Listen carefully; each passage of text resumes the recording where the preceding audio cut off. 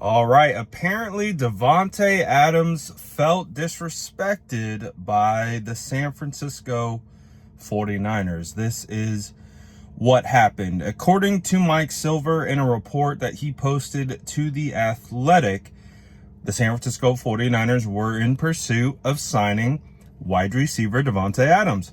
This is what Davante told Mike. He says, "I was entertaining the Niners, but they were like, we're paying wholesale.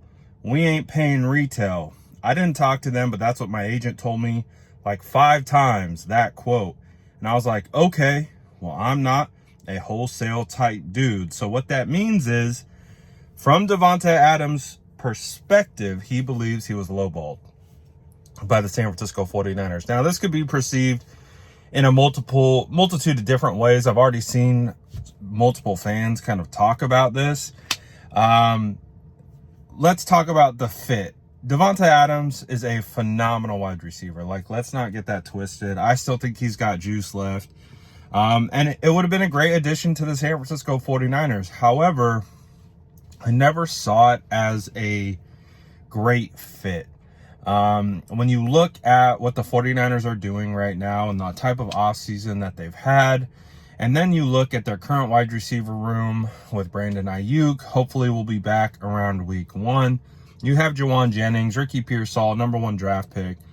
You kind of look at the room. They add DeMarcus Robinson. They had Jacob Cowing and some other players. Like, yes, Davante Adams would be great to have, but he did sign for a really big contract with the Rams, and just based on how the 49ers are constructed right now, it doesn't seem to make a ton of sense to be able to pay what you're paying out to Ayuk and then go pay Davante Adams. Now, again, it would have been phenomenal to have Davante Adams. So, I mean, I get it.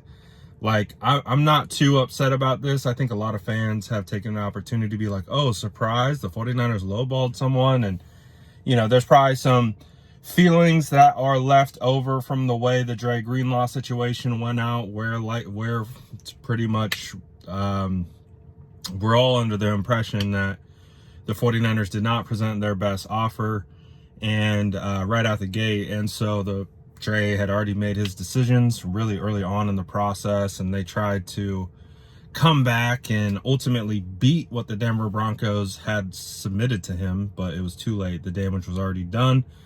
So I've seen some people correlating the situation to that, but at the end of the day, I never really saw Davante Adams as a hand-glove fit. Now, again, Davante Adams I still think is a phenomenal wide receiver. That isn't a shot at Davante.